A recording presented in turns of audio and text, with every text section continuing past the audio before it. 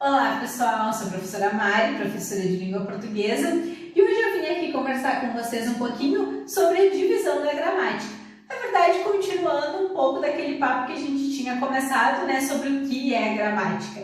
E entender a divisão, eu acho que aprofunda um pouco mais para a gente entender do que a gente está falando quando a gente fala de gramática. Mas para começar, antes eu preciso voltar um pouco lá atrás para a gente conseguir entender do porquê estudar gramática e por que isso faz sentido. E por isso eu fiz essa trajetória aqui, que eu acho que é super importante a gente entender o porquê que a gente está estudando a gramática. Tudo surge de um contexto de comunicação. E como eu já repeti várias vezes, a gente só estuda a língua portuguesa e só faz sentido a gente estar aqui porque a gente quer se comunicar melhor. Tudo tem a ver com comunicação. Então não tem como ser diferente, a gente vai partir da comunicação. Então tudo surge em um momento de comunicação. A partir desse ato comunicativo, alguém falando com alguém lendo um texto, surgiu um momento de comunicação, daí vai surgir um texto, né? Um gênero textual, que a gente já conversou também sobre o que é esse gênero textual. E quando a gente tem um texto, a gente vai ter daí sim o uso da língua. Se a língua está sendo usada, eu vou ter coisas para analisar. Eu vou poder ver as regras e as estruturas da língua funcionando. E daí sim faz sentido estudar gramática. Não tem porquê, pessoal, a gente estudar gramática e pensar na gramática isolada. Porque a gente está estudando isso para poder se comunicar melhor. Então, se eu quero me comunicar melhor, eu preciso partir da comunicação. Para eu poder escrever melhor, eu vou estudar gramática, então vou pegar um texto escrito. Se eu quero falar melhor, eu preciso entender melhor essas regras, como que elas funcionam dentro da escrita, dentro da fala. Então, sempre partimos de um contexto de comunicação. Não existe falar de gramática sem contexto, e a gramática só faz sentido para a gente poder se comunicar melhor, certo? Então, como que a gramática se divide, né? Quais são essas partes da gramática?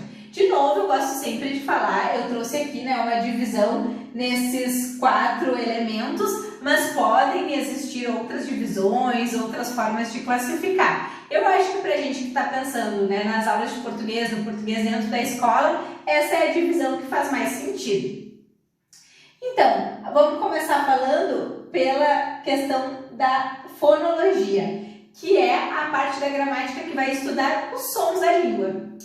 Acho que isso é o que melhor define a fonologia, as estruturas que formam os sons da língua e como que funciona, né, a identificação, como é que se dá esse processo dentro do nosso cérebro. Desculpa.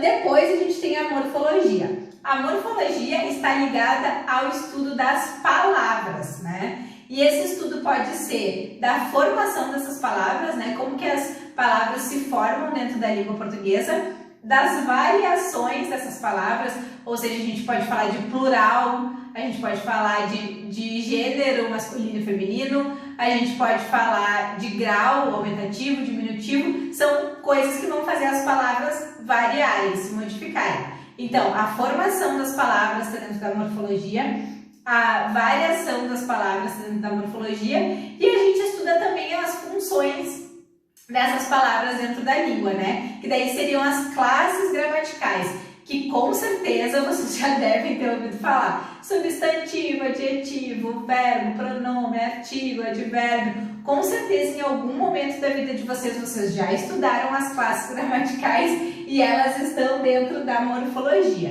Então, quando a gente fala de palavra, a gente fala de morfologia. Quando a gente fala de som, a gente está tratando de fonologia. Então, aqui, por exemplo, a gente vai abordar coisas como a questão da ortografia, né? A escrita relacionada com som. A gente vai tratar também da questão da acentuação.